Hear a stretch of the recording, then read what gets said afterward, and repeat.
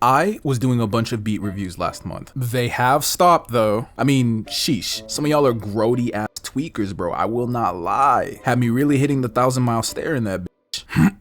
But that's not the part of the streams I want to talk about today. The part I want to discuss is the dog shit audio quality I was hearing. Like, it's really insane how many producers are just raw dogging the master chain, bro. It's a real tragedy. So let's go ahead and fix that up right now. And the first thing you can do is grab my free 7-kit bundle using the first link in the description below. It comes with a free mixer preset kit and a 25-minute mixing masterclass. That plus everything else we're finna talk about in this video will have you making $50,000 beats in no time flat. Speaking of which, the major sauce in this video kicks off with this free VST called Blue Cat Gain 3. It's a plugin that lets you increase the gain of any track, and you can find a free download link in the description. Now, there are a bunch of ways to use this VST, and talking about that would honestly be a video in and of itself, but for today, we'll use it in one specific way that will have your beats sounding immaculate. So download that and then put it to the side for now, because next you've got to check your levels. Now, this is not a video about levels. You can watch this if you want to know more about that, but you can use the big 3 method to get good levels every single time. Again, not going to explain that here, but let me know down in the comment section below if you would like a video on that. Once your levels are good, open an instance of Patcher on the master. No, I'm not doing a video explaining Matcher, bro. Do you see me coding VSTs in this bitch?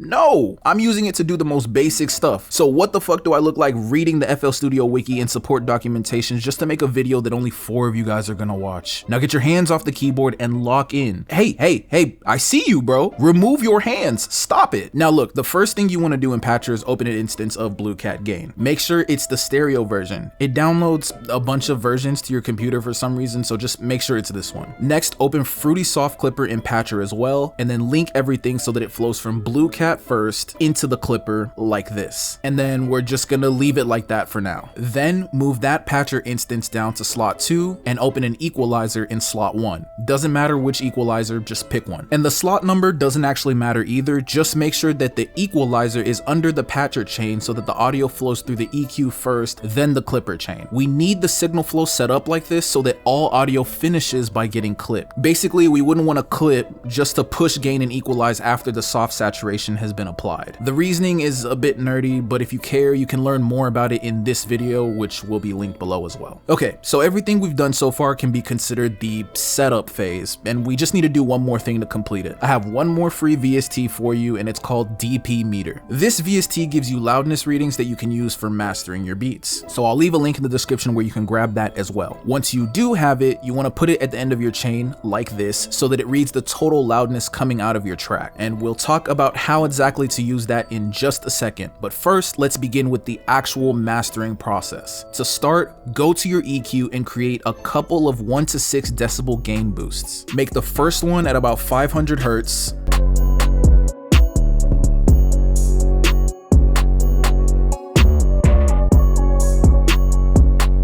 And then make the second one at about 2100 hertz.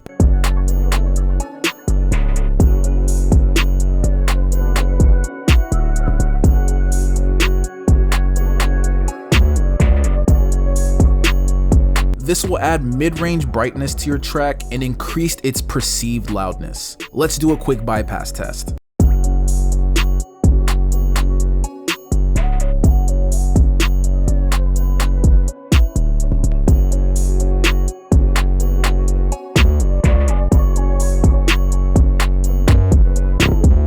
From here, you can make a few more boosts at the following points, depending on your desired sound. You can make a slight boost with the shelf at the low end, around up to 100 hertz.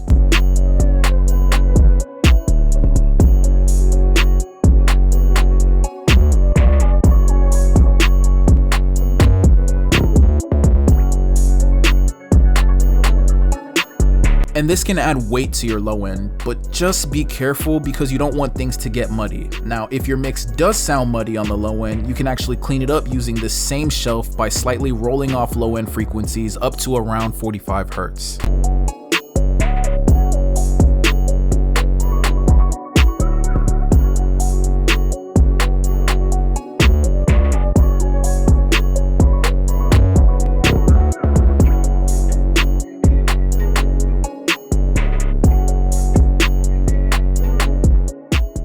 And that's the thing about mixing and mastering that's really important to understand. It requires you to be diagnostic and dynamic because what you need to do changes from track to track. Speaking of which, you can also use shelves on the high end too, depending on what you want out of your mix. You can boost around 8K hertz if you want a bit more shine in the treble.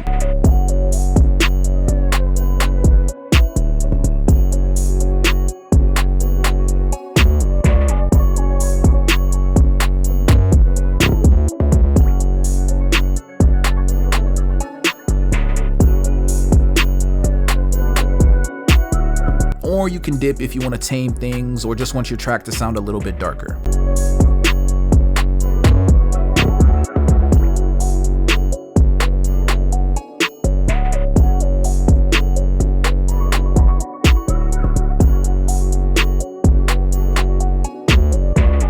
You can make band boost around 200 hertz if you want the bass and 808s to sound beefier.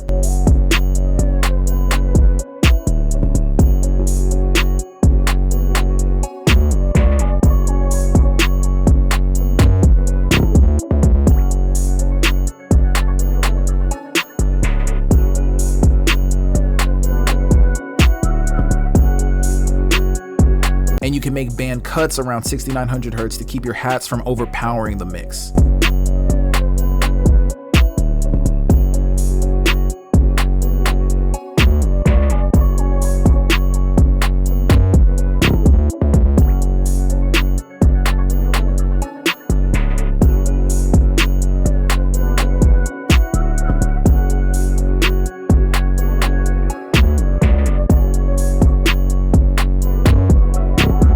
And all this EQing does help with loudness, but the main purpose is to increase clarity and balance. The sauce for loudness is the clipper chain, and it's simple. First, check the loudness of your track with dP meter by turning on the sync and then switching to EBU mode, which will give you a LUFS reading. Then play your track. So as we begin to play this track, we're gonna get a LUFS reading inside of dP meter.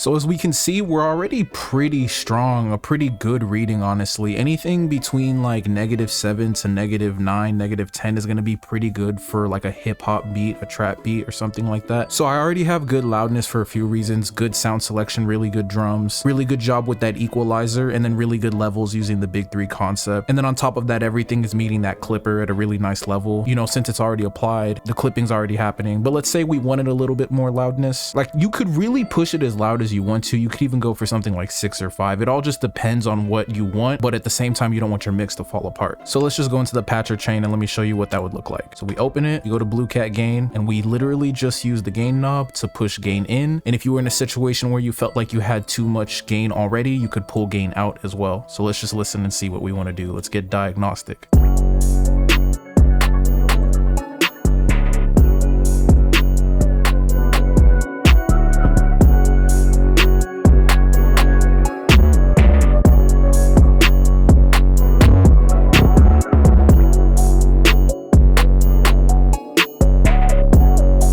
Definitely sounds really hard, but things sound like they're falling apart. It's a little obliterated, so maybe just at 2 won't be too bad. Have it sitting at 6. It's just loud as hell.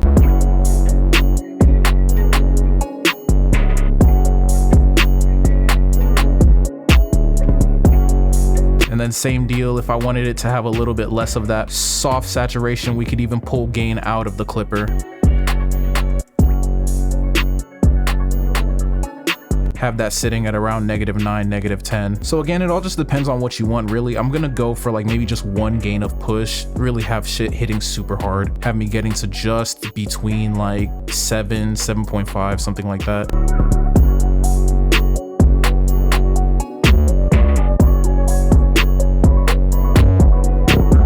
So here's our track with no mastering, basically what we started with at the beginning of this video.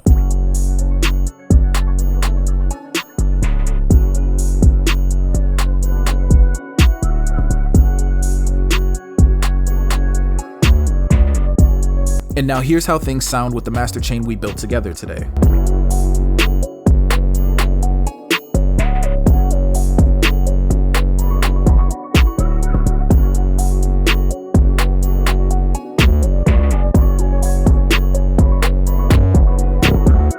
that's pretty much it for my beat mastering process. Again, all of this works better if your levels are good, and I am working on a new video for that soon, but in the meantime, you can watch this to learn exactly how I level my beats.